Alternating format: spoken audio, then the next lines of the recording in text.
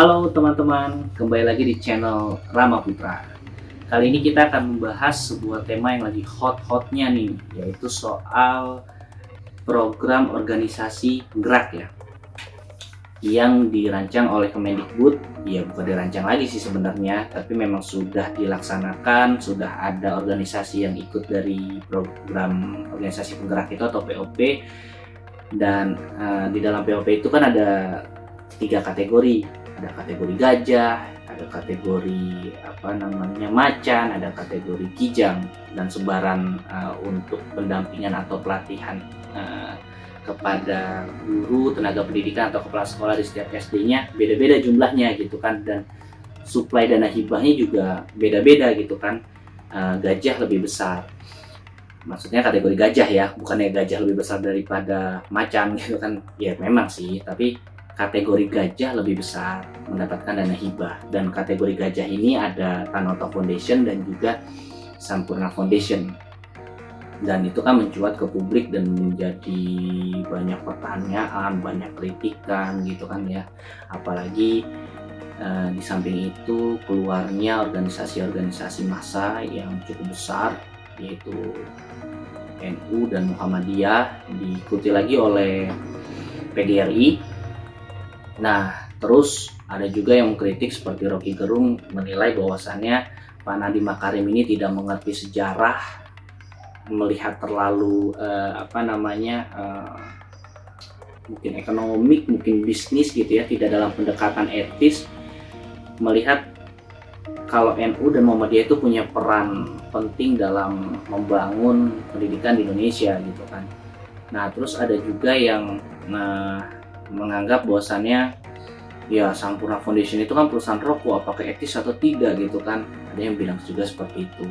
Dan bahkan dari DPR fraksi Gerindra meminta Bapak Nadiem ini dievaluasi tentang POP ini. Nah, yang sangat saya sayangkan adalah program ini mencuat ke masyarakat, dikonsumsi oleh masyarakat, tapi hanya dalam perspektif politiknya gitu kan, tidak ada perspektif edukasi yang menjelaskan isi dari POP ini gitu kan. Kan ya kita tahu lah teman-teman, kalau analisa politik ini kan semuanya penuh syarat dengan kepentingan gitu kan. Bagaimana kalau kita tahu dari fraksi Gerindra, ya pasti mereka punyalah kepentingan, atau misalnya dari tokoh masyarakat yang lain pasti juga mereka adalah kepentingan gitu kan. Ya itu sebuah keniscayaan lah dalam perspektif politik gitu kan. Nah, makanya saya sangat sayangkan kenapa hanya kuat dan besar di putaran perspektif itu aja. Tapi ya wajar sih, karena memang Indonesia kan fanatis banget dengan politik gitu kan, sampai bahkan melupakan sekat-sekat lain gitu kan, bagaimana membangun ekonomi dengan madani, bagaimana membangun pendidikan dengan madani. Ini lagi membangun pendidikan tapi juga terintervensi dengan sirkulasi politik. Nah, yang sangat saya sayangkan bukan soal keluarnya NU atau Muhammadiyah, tapi yang sangat saya sayangkan adalah ketika POP ini memilih Tanoto Foundation dan Sampurna Foundation di klasifikasi gajah. Nah, tetapi tidak dijelaskan gitu, kenapa dia ada di situ, apa saja kategorinya sehingga dia representatif ada di kategori itu. Walaupun klarifikasinya Pak Nadiem itu mengcounter sih argumentasi politik yang mengkritik ia mengkategorikan Sampurna Foundation dan Tanoto Foundation ya kan, ternyata dua perusahaan ini tidak memakai dana hibah sebesar 20M dalam kategori gajah, malah mereka pakai skema dana mandiri. Nah, ini kan makin hot sebenarnya dalam perspektif politik, tapi makin hampa di dalam perspektif edukatif gitu kan. Kenapa saya bilang hampa? Ya pada akhirnya kita tidak tahu apa itu isi POP dan untuk apa POP. Yang kita tahu POP ya untuk pengembangan kualitas guru, tenaga pendidik, dan kepala sekolah. Tapi kita nggak tahu bagaimana metode POP itu bisa mengembangkan pengajaran 3 elemen itu gitu kan. Ya selalu aja begitu. Nah, yang perlu kita ketahui sebenarnya teman-teman ya, sebelum ada POP itu kan Kemendikbud itu membuat program transformasi gitu loh, perubahan gitu kan, dan itu mulai marak-maraknya memang saat masa pandemik ini gitu kan. Nah, itu yang menjadi latar belakang adanya POP. Ketika menurut PLT Direktur Pembinaan Guru dan Tenaga Kependidikan, ia menilai bahwasannya di masa pandemi ini perlu ada strategi sebuah program yang bertujuan itu untuk membuat anak atau peserta didik ini punya akhlak mulia, itu pertama. Nah, yang kedua, dia juga punya budi pekerti yang luhur, gitu kan. Nah, yang ketiga, dia menjadi anak yang dapat dibanggakan oleh orang tua, masyarakat, dan juga bangsa. Nah, bagaimana merealisasikannya adalah dengan 5 pilar, katanya begitu. Pilar pertama adalah pilar transformasi kepemimpinan, bagaimana murid atau anak ini bisa memahami jiwa kepemimpinan, menciptakan jiwa kepemimpinan yang tadi saya bilang, sehingga dapat merubah mindset gitu ya kan. Nah, ini merubah mindset di kepala sekolahnya gitu ya, bagaimana ia bisa mencontohkan dia sebagai pemimpin dan bisa mengafirmasi murid atau siswa ini. Nah, yang kedua adalah pilar kedua, transformasi profesi guru, yaitu bahwasannya dulu nih ya teman-teman ya, untuk jadi guru itu kan ya ikut dulu nih, daftar dulu, baru setelah itu ada sertifikasi. Tapi selanjutnya nanti sertifikasi dulu baru jadi guru profesional. Katanya profesional itu harus dimulai dari awal gitu kan, bukan pertengahan budaya yang ada saat ini gitu kan. Jadi guru dulu, bekerja jadi guru. Nah, terus habis itu baru masuk sertifikasi. Terus habis itu membangun ekosistem pendidikan di daerah. Jadi pendidikan itu nggak hanya di sekolah-sekolah aja, tapi pendidikan itu hanya ada di daerah. Nah, terus habis itu yang keempat adalah gotong royong pendidikan. Jadi pendidikan itu nggak hanya influence-nya adalah sekolah atau guru, tenaga pendidikan, tapi di luar itu harus ada tokoh masyarakat, orang tua, organisasi, massa gitu kan, yang bisa mengafirmasi dia untuk dianya ini, maksudnya siswa ya, senang gitu loh dalam belajar. Dan juga ada dukungan Pemda gitu kan di setiap daerah-daerah ini. Nah, itu aja menurut saya poinnya masih absurd teman-teman gitu loh. Tapi saya susah menawarkan persepsi ini karena pasti nggak ada bantalan kritikan, soalnya penjabaran sekarang tuh lebih ke situasi nasional dalam perspektif politik, bukan situasi nasional soal pendidikan POP ini dalam perspektif edukasinya gitu kan. Kita bicara konten di dalamnya kan, ya udahlah kita kesampingan dulu lah soal eksistensi NU Muhammadiyah PGRI gitu kan.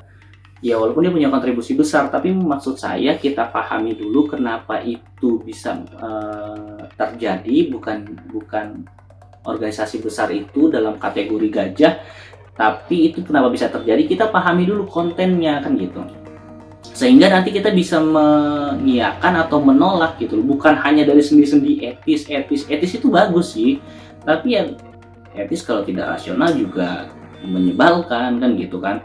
Dan saya juga berpikir sama seperti kalian yang kontra, tapi dalam perspektif yang lain saya berpikirnya bahwasannya POP ini kosong gitu kan, walaupun ini adalah dari program transformasi yang ada 5 pilar tadi. Karena POP ini kan untuk di pilar keempat itu kan ada support dari organisasi. Nah, organisasi ini yang dimaksud nanti akan jadi organisasi penggerak. Program POP berarti program organisasi penggerak, jadi PPOP dong, POP lah ya.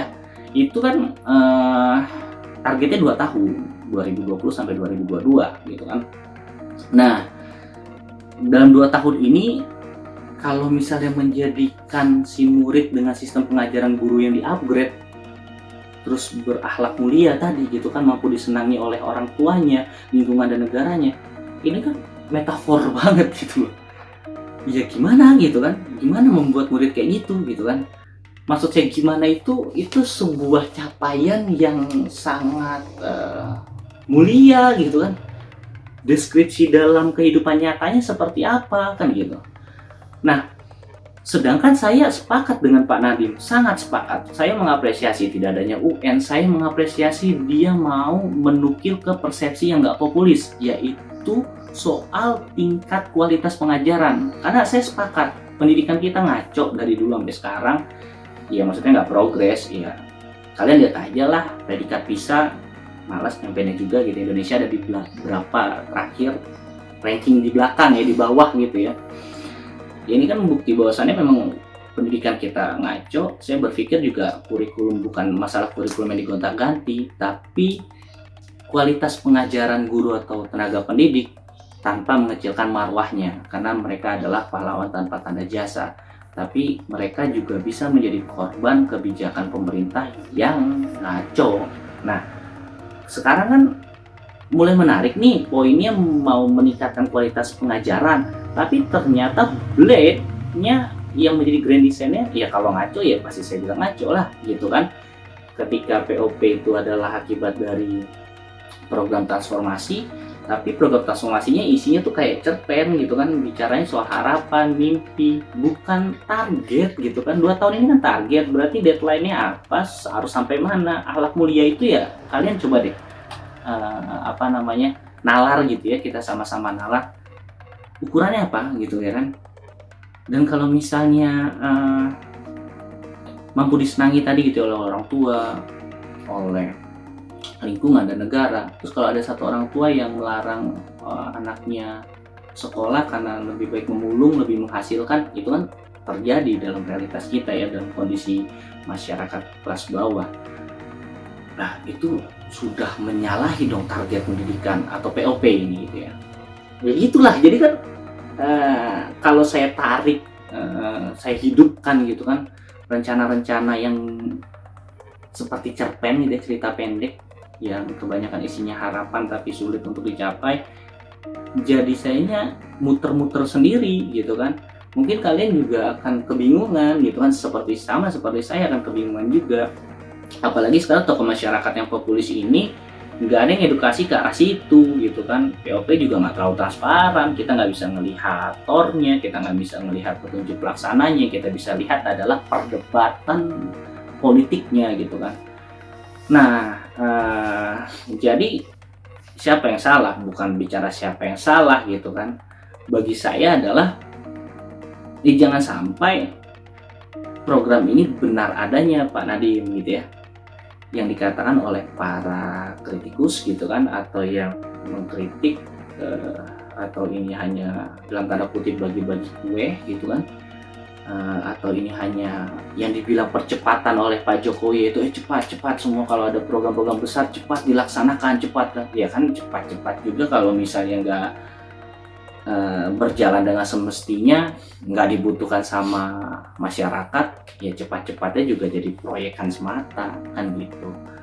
Nah jadi yang perlu kita ketahui adalah isi atau konten dalam POP ini. Nah tapi saya sampai sekarang, sampai hari ini masih ragu juga dengan POP ini, karena setelah sedikit banyaknya saya baca isinya, saya coba simak, ya mohon maaf, kosong dan melompong. Wajar saja, pendidikan kita sangat penuh gimmick gitu ya, kalau saya bilang ya, gimmick, duit, bayar dana ini, bayar dana itu, ya belum lagi nanti kita akan bahas soal daring ya kan, bagaimana pengajaran online yang sesuai nggak sih sama semestinya gitu kan, membuat masyarakat susah atau malah memudahkan gitu ya kan, banyak gimmick banget ya. POP ini jadi gimmick juga kan akhirnya. Jadi kok pemerintah kayak entertain gitu ya, suka gimmick gitu kan. Nah itu yang menjadi keresahan saya. Ya semoga Pak Nadiem mau mempertanggungjawabkan ini gitu ya, menjelaskan dari A sampai Z urgensinya, metodologinya di dalam konsep POP itu, sehingga kita yakin kalau memang itu dibutuhkan untuk meningkatkan pendidikan kita.